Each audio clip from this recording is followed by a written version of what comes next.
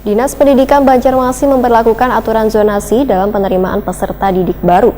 Tujuannya untuk memastikan pemerataan jumlah kuota peserta didik di setiap sekolah SD dan SMP pada penerimaan peserta didik baru tahun ajaran 2022-2023. Sehingga kada lagi sekolah yang memiliki jumlah peserta didik kada sesuai kuota yang sesuai dengan peraturan di satuan pendidikan.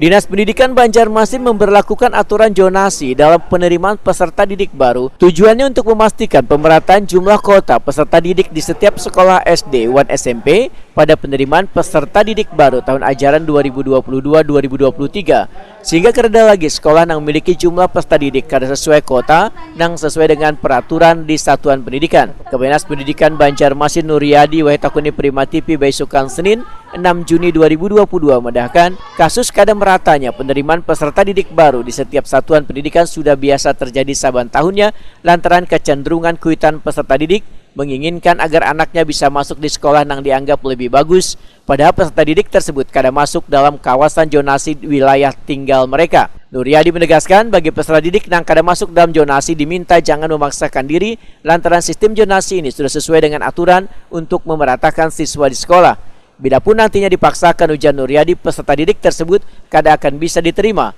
lantaran hanya peserta didik yang sesuai zonasi yang menjadi pilihan sekolah tersebut dalam menerima siswa. Menurut Nuryadi, kawasan yang masih minim dalam penerimaan peserta didik terjadi di wilayah Banjarmasin Utara dan Banjarmasin Selatan.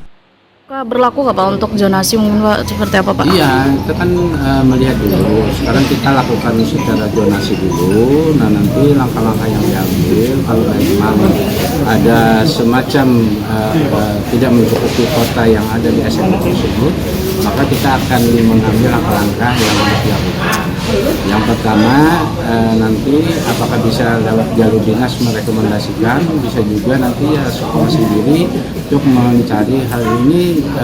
Artinya ada kita temui tiap tahun ya, kita tidak menafik, tidak ada istilahnya bahwa dalam penerimaan siswa baru yang penting laksanakan sistem zonasi dulu, setelah itu nanti ada evaluasi kalau memang ada yang masih belum kota nanti bisa diserahkan ke dinas pendidikan untuk merekomendasikannya, biasanya seperti itu.